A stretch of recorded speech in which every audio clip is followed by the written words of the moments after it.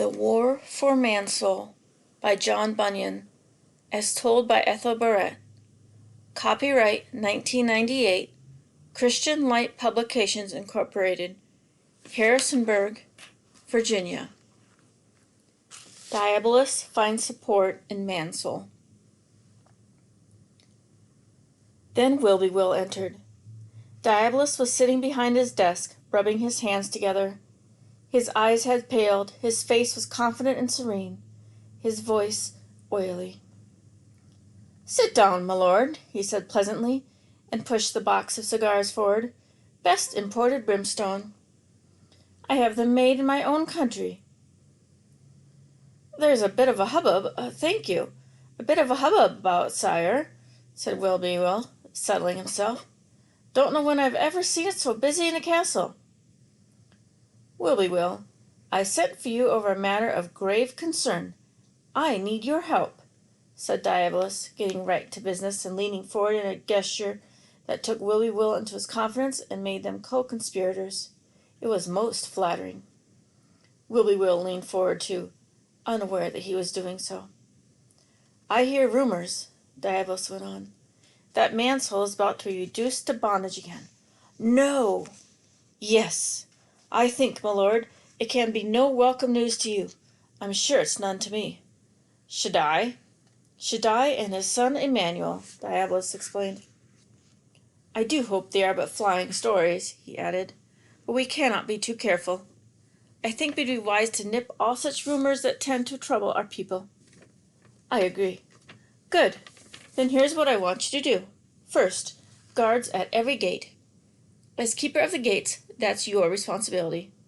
Anyone coming to Mansoul to trade, any propaganda coming in by any means, must be examined carefully and allowed in only if it's favorable to our excellent government." "Yes, sire." "And spies roving the streets within. Let them have power to suppress and destroy anyone plotting against us or prattling about Shaddai and Emmanuel." "Yes, master." "The mind grows by what it feeds on." "Well spoken, master." "We're having a rally in the market square. I'm addressing the townsfolk. Be there, Will. I need you." Will felt himself dismissed. He bolted for the door, elated with this new conspiratorial intimacy with his master. At the door he turned. "It will be a great speech, sire," he blurted out, and departed to carry out his orders. "It'll be the finest piece of double talk that can be manufactured on such short notice," muttered Diabolus as he pulled a bell cord and reached for his scratch pad. The market square was teeming with townspeople. Everyone had turned out. The speech was indeed impressive. Diabolus reminded them that they were his faithful subjects, and reiterated their many liberties and privileges and joys under his rule, amid great cheering and hullabaloo. Then there was a stunned silence as he told them solemnly that King Shaddai was raising an army to come and destroy them. His voice dropped to a dramatic low as he mused that he, of course, could shift for himself and escape, and then rose to an impassioned cry as he protested that nay, he would never leave them. While they were trembling on the brink of tears with the wonderfulness of it all, he pled for a new oath of loyalty, and with a sob in his voice begged them to stand or fall with him. Then they cried out as one man, "Whoever will not stand with Diabolus, let him die the death." "Then let me remind you," Diabolus answered, "I do not promise you an easy time. It is vain for us to hope for quarter. Shaddai will not give it, and no matter what he says, do not believe it. You'll never live with him in pleasure as you live with me. You will be bound by laws that will pinch you and be made to do things that are hateful to you. But with us—" There was a great roar from the crowd. "I'm for you and you're for me," he cried. The roar swelled to even greater proportions. This was a psychological moment. "And so," he finished, "to your arms, up into your arms. In my castle is armor that will make you invincible to the onslaught of the enemy. There are helmets, breastplates, swords, and shields, and what-not to make you fight like men. I have samples here." They quieted to a pin-drop silence and all strained to see. "Allow me." "My helmet." He held it high for all to see. This helmet is hope of getting by as you are and doing well at last, no matter what kind of lives you live. It's a piece of approved armor and has never failed to work. As long as you keep this on, no sword, arrow, or dart of Emmanuel can get you. And now, my breastplate. This is a breastplate of iron. I had it forged in my own country. We swear by it. In plain language, it's a hard heart, as hard as iron and as without feeling as a stone. Keep it on and mercy won't win you or judgment won't scare you. Most necessary. Yes, and allow me. My sword. It's an evil tongue, to speak evil of Shaddai, his son, his ways, and his people. Oh, it's devastating. Wonderful for offensive warfare. Then, of course, my shield. It's unbelief. Use it to question the truth of Shaddai's word. Question everything Shaddai says. Don't think about it. Question it. The worst thing you can do is take time to think.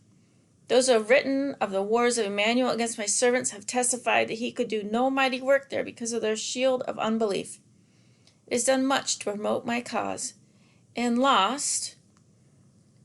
He paused dramatically for effect. A dumb and prayerless spirit. Yes, in order to use my armor properly, your attitude must be right. It's as much a part of the armor as these other pieces. Everything's an attitude. You must scorn to cry for mercy. What? Cry for mercy? Bah! Where's your pride? Where's your self-respect? Where's the dignity of man and the spark of divinity in your soul? Mercy?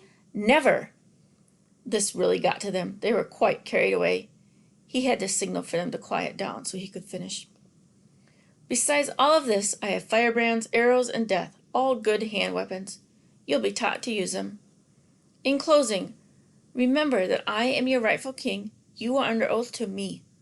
Remember also the privileges, profits, and honors I have endowed you with.